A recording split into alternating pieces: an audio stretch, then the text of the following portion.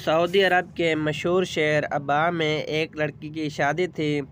مغرب کی نماز کے بعد اس کا میک اپ وغیرہ کیا گیا، جیسا کہ دلہن کو سجایا جاتا ہے۔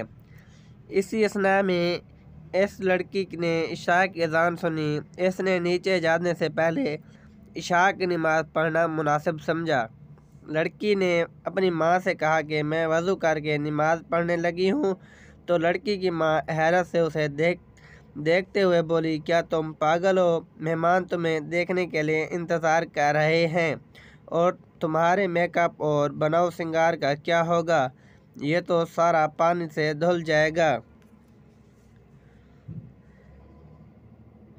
میں تمہاری ماں ہوں۔ اور کہا، واللہ اگر تم نے ابھی وضو کیا تو میں تم سے ناراض ہو جاؤں گی۔ بیٹی نے کہا، اللہ کی قسم میں یہاں سے تب نہ جاؤں گی جب تک نماز ادا نہ کر لوں۔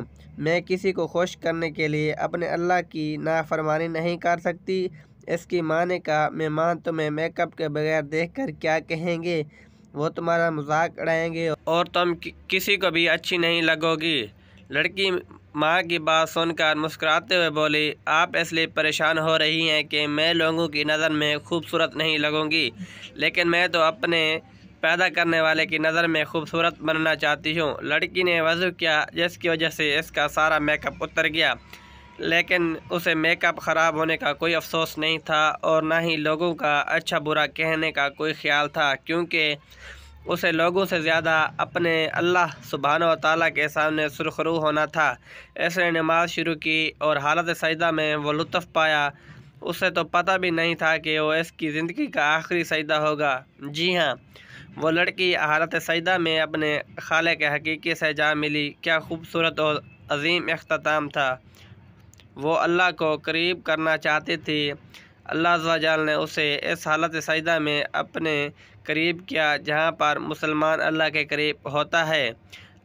اگر آپ میں سے کوئی اس لڑکی کی جگہ ہوتا تو کیا کرتا؟ یقیناً نماز کو ہی چھوڑ جاتا، جبکہ زندگی کا ایک منٹ کا بھی بھروسہ نہیں ہے۔ اگر آپ اللہ کو راضی کرنا چاہتے ہیں تو سب سے پہلے فرمان برداری اسی کی ہے۔ دنیا کے کاموں کا بھی انکار نہیں کیا جا سکتا، پر دنیاوی کاموں کے لیے اللہ نے جس کو پیدا کیا اور مارے گا پھر دوبارہ زندہ کرے گا، بھول جانا سب سے بڑی بے وقوفی ہے۔ اگر میری آج کی یہ سٹوری اچھی لگی ہے تو چینل کو سبسکرائب کر کے بیل آئیکن کو پریس کر لیں، تاکہ ہر نئی آنے والی ویڈیو کا نوٹیفیکیشن بآسانی آپ تک پہنچ سکے، اور اپنی رائے کا اظہار کمنٹ باکس میں ضرور کیجیے گا۔ شکریہ۔ اللہ حافظ۔